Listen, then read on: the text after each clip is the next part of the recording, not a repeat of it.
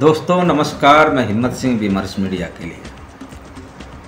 आपको पता होगा कि करीब करीब साल भर पहले एक अद्भुत मामला आया था बिहार से। और बिहार में जो मामला है वो था, चूहों ने करीब करीब हज़ारों लीटर दारू जो जब्त की थी पुलिस ने, वो पी लिया था। ये कोर्ट में बताया गया था और कोर्ट भी सुन के हंस रहा था कि ये किस तरह की दलील है। उसके पहले झारखंड में उसी के आसपास की घटना है कि सैकड़ों किलो गांजा और भांग चूहों ने जो जब्त किया गया था और स्टोर रूम में रखा गया था, उसको चूहों ने खा लिया। अब चूहों ने खा लिया तो उनके ऊपर क्या असर हुआ, बम बम भोले हुए कि क्या हुए ये पता नहीं, लेकिन ये एक मामला है। और ठीक जब 2024 का ये इलेक्शन चल रहा है तो एक बहुत चौंकाने वाली रिपोर्ट सामने आई है। और वो रिपोर्ट ये है कि करीब करीब 5 लाख करोड़ रुपए का ड्रग वो गायब है। और वो ड्रग्स गायब है जो सरकार के खजाने में या सरकारी जो उसको कहते हैं स्टोर, उसमें वो बंद था, जब्ती माल था। और नारकोटिक्स ब्यूरो ने उसको पकड़ा था। एक रिपोर्ट में खुलासा हुआ है कि खास करके आरटीआई के जरिए जो जवाब मांगा गया था गृह मंत्रालय की ओर से, नारकोटिक डिपार्टमेंट्स की ओर से, एनसीआरबी की ओर से, कि ये जो जब्ती की गई थी और जो बताया गया है, इसके बीच में बहुत बड़ा गैप है और करीब करीब 5 लाख करोड़ रुपए का गैप है। तो वो कहाँ गया? तो इस पे एक रिपोर्ट हमारे वरिष्ठ पत्रकार हैं और काफ़ी सेंसिटिव मसलों पे लगातार लिखते रहे हैं, बोलते रहे हैं, सेंसिटिव इलाकों में जाकर रिपोर्टिंग की है। वो सुशील मानव है।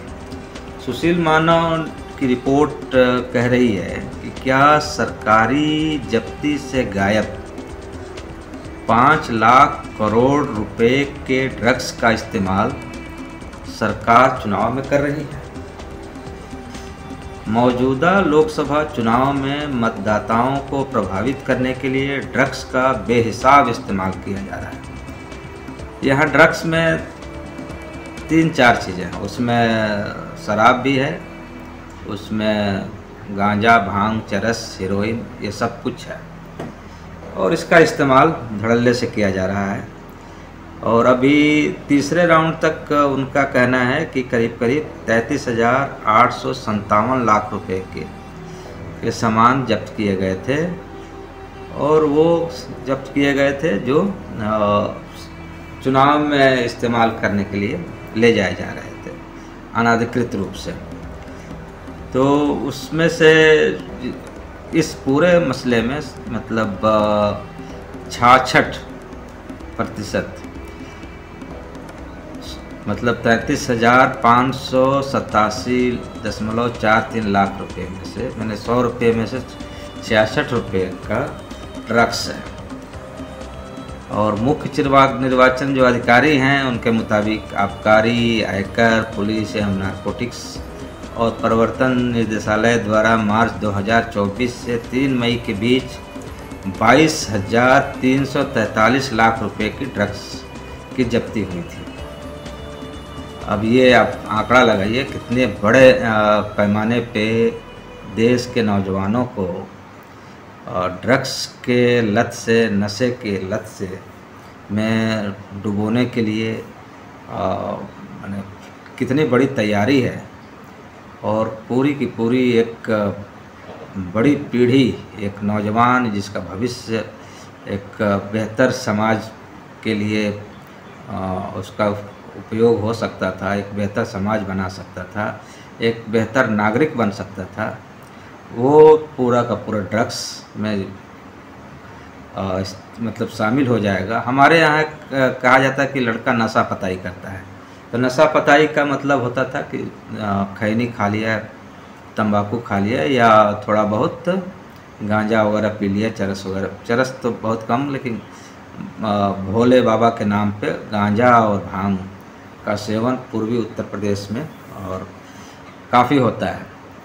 बनारस के आसपास के लोग हैं वो बेहतर वो जान पाएंगे कि किस तरह से इसका सेवन होता है, लेकिन वो भी एक बहुत सीमित मात्रा में लोग होते हैं जो ये सब करते हैं।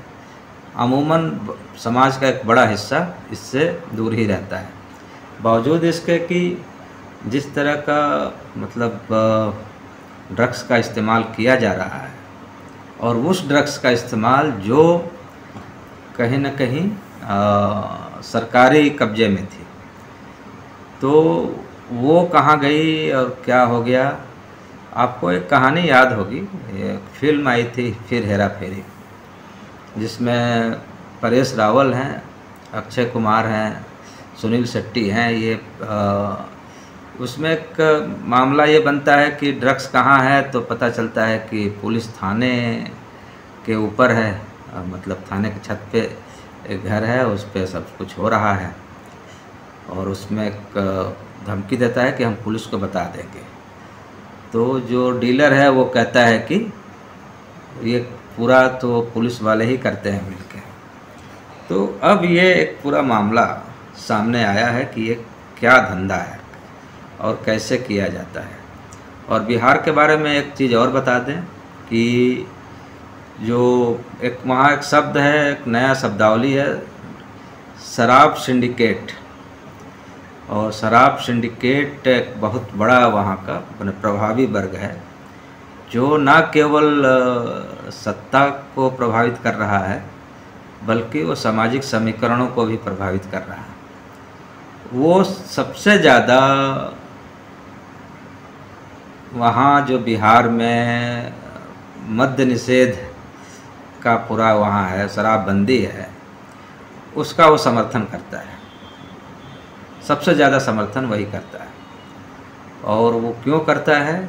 क्योंकि जितना वो समर्थन करेगा उतना ही उसके लिए आसान हो जाता है शराब की तस्करी करना। और शराब की तस्करी के लिए कई बार वो पकड़वाया जाता है, कई बार उसको पकड़वाया जाता है। जब्ती होगी 1 लाख लीटर की, तो बताया जाएगा कि 10,000 या 5,000 लीटर शराब पकड़ा गया है, और वो जाता है, फिर वहाँ से सुरक्षित वो हो जाता है, फिर वहाँ से तमाम चीज़ें चलने लगती हैं। ये एक मॉडल है जिसके बारे में अमूमन बिहार में ये बात जिससे भी पूछिए ये लोग बोलते हैं। और एक पूरी रिपोर्ट है इसको लेके, सबाल्टर्न करके एक मैगजीन है, उसमें 2 भागों में इस पर रिपोर्ट जारी की गई थी, और वो रिपोर्ट पढ़ने लायक है। तो खैर वहाँ से चलते हैं, अभी जो चुनाव और चुनाव में किस तरह से ड्रग्स का इस्तेमाल हो रहा है उस पर हम बातचीत करते हैं। तो रिपोर्ट में हमारे पत्रकार सुनील कह रहे हैं कि आखिर इतने कीमत के ड्रग्स चुनाव के दौरान कहाँ से आए। कहीं ये ड्रग्स वो 70,000 किलो ड्रग्स तो नहीं जो सरकारी रिकॉर्ड से गायब हो गए। गौरतलब है कि 1 मई 2024 को दिल्ली हाई कोर्ट ने नोटिस जारी करके नरेंद्र मोदी की अगुवाई वाली केंद्र सरकार से पूछा है कि साल 2018 से 2020 के दौरान जब्त की गई 5 लाख करोड़ रुपए कीमत की 70,000 किलो, 70,000 तो मतलब सीधे सीधे हम उसको कहें कि 70,712.544 किलोग्राम ड्रग्स जो हीरोइन थी कहाँ गायब हो गए। जस्टिस सुब्रमण्यम ने वित्त मंत्रालय और राष्ट्रीय अपराध रिकॉर्ड ब्यूरो को 4 महीने में जवाब दाखिल करने का, 4.5 सप्ताह में करने का निर्देश दिया है। और गौरतलब है कि अरविंदाक्सन साहब हैं, जिन्होंने एक याचिका हाई कोर्ट में डाली थी और उन्होंने ही आरटीआई के जरिए ये पता लगाया था और गृह मंत्रालय को निर्देश दिया कि हाई कोर्ट ने गृह मंत्रालय को निर्देश दिया है कि दायर याचिका पे जो इनकी है वो आएँ और अपना पक्ष रखें। याचिकाकर्ता ने कोर्ट में दलील दिया कि साल 2018 से 2020 के दौरान हेरोइन की जब्ती के बारे में एनसीआरबी की रिपोर्ट और गृह मंत्रालय के आंकड़ों में अनियमितताएं हैं। अब देख लीजिए भाई साहब क्या क्या चीज़ें हो रही हैं, कैसे हो रही हैं। चुनाव से ठीक 20 फरवरी 2024 को 3000 करोड़ रुपए कीमत की 1800 किलोग्राम ड्रग्स की जब्ती होती है और इसमें 970 किलोग्राम, मतलब कमाल है। एक बोरी गेहूं जो है 100 किलो का होता है, तो आप समझ लीजिए कि 970 मतलब करीब करीब 10 बोरी किलोग्राम ड्रग्स जो है, जिसका नाम मेफेड्रोन है, दिल्ली के हौज खास से जब्त किया जाता है। 720 किलोग्राम पुणे महाराष्ट्र से जब्त किया जाता है। 27 फरवरी 2024 को पोरबंदर के समुद्र सीमा में एक संदिग्ध नाव से 3300 किलो, मैंने 33 बोरा, मतलब एक कुंटल का बोरा होगा तो 33 किलोग्राम ड्रग्स बरामद किया गया, जिसकी कीमत 2000 करोड़ रुपए आंका गया है। इस ऑपरेशन को नौसेना, नारकोटिक्स और गुजरात पुलिस ने मिलकर अंजाम दिया था। इस प्रकरण में 5 लोगों को गिरफ्तार किया गया था, जिन्हें बाद में पाकिस्तानी नागरिक बताया गया। शायद इसलिए मोदी जी भारत के लोकसभा चुनाव में पाकिस्तान के नाम की माला जपते हैं। ये हमारे रिपोर्टर कह रहे हैं कि शायद इसीलिए माला जप रहे हैं। फिर चुनाव जीतने के लिए चाहे पुलवामा करवाना हो, चाहे ड्रग्स की खेप मंगवानी हो, हर ज़रूरत पाकिस्तान से पूरी होती है। इससे पहले 16 सितंबर 2021 में राष्ट्रीय जांच एजेंसी ने नरेंद्र मोदी के मित्र गौतम अडानी के मुंद्रा बंदरगाह से 21,000 करोड़ रुपए कीमत की 2988.21 मतलब करीब करीब 3000 किलोग्राम ड्रग्स बरामद किया था। अब आप समझ लीजिए कि कहाँ से बरामद हो रही है और कौन इसको अंजाम दे रहा है। उस वक्त यानी 8 जनवरी 2022 को 5 राज्यों उत्तर प्रदेश, उत्तराखंड, पंजाब, गोवा, मणिपुर में विधानसभा चुनाव की तारीखों का ऐलान हुआ था। उसी साल गुजरात और हिमाचल में भी विधानसभा चुनाव हुए थे। मौजूदा लोकसभा चुनाव की बात करें तो उत्तर प्रदेश के मुख्य निर्वाचन अधिकारी नवदीप रिडवा के मुताबिक 5 मई तक केवल उत्तर प्रदेश में 225.48 करोड़ रुपए के ड्रग्स बरामद की गई है। केवल यूपी की बात है ये, बाकी तो कहाँ कहाँ कितना कितना क्या हो रहा है ये आप समझ सकते हैं। इसके अलावा 33.83 करोड़ रुपए कैश, 48.90 करोड़ रुपए की शराब, कैश और शराब पे तो हम अभी उसको तो अभी छू ही नहीं रहे हैं, धातुएं और तमाम चीज़ें हुई हैं, तो ये सब तो है। साथ ही 3019 किलोग्राम विस्फोटक भी बरामद हुए हैं भाई साहब, 490 बम बरामद हुए हैं, 8895 कारतूस बरामद हुए हैं। यूपी के सुल्तानपुर से 20 लाख रुपए के ड्रग्स, मऊ से 16.25 लाख रुपए के ड्रग्स, हरदोई से 15 लाख रुपए के ड्रग्स, सोनभद्र से 12.62 लाख रुपए के ड्रग्स पकड़े गए हैं। उत्तर प्रदेश में 3 मई को 138 लाख रुपए के की मतलब करीब करीब 89 किलोग्राम ड्रग्स जो है बरामद किए गए हैं। इनमें सोनभद्र जिले के ओबरा विधानसभा निर्वाचन क्षेत्र में 76.84 लाख रुपए और 3,388 ग्राम मतलब 33 किलो ड्रग्स जो है पकड़े गए हैं। रावर्ट्सगंज विधानसभा निर्वाचन क्षेत्र में 32 लाख रुपए के 160 ग्राम, मतलब ये तो बहुत छोटे छोटे आंकड़े हैं, ये सब पकड़े गए हैं। 30 अप्रैल तक जो 55.24 लाख रुपए के शराब और 400 रुपये के ड्रग्स पर 401 लाख रुपए के ड्रग्स। अब ये सब उत्तर प्रदेश में कहाँ कहाँ कितने कितने पकड़े गए हैं, ये गजब का आंकड़ा है। कहीं 40 लाख का, कहीं जो है 50 लाख का, कहीं 2 करोड़ का, कहीं 3 करोड़ के।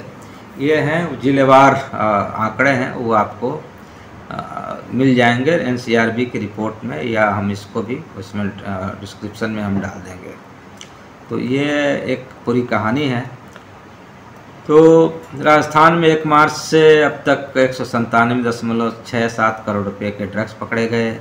इसके अलावा 45.94 करोड़ रुपए की शराब, 51 का सोना चांदी, 680 करोड़ रुपए के अन्य सामान बरामद किए गए। बिहार में 30.23 करोड़ रुपए के ड्रग्स बरामद किए गए। तो ये पूरे सिलसिलेवार एक एक चीज़ आपको इस रिपोर्ट में दी गई है।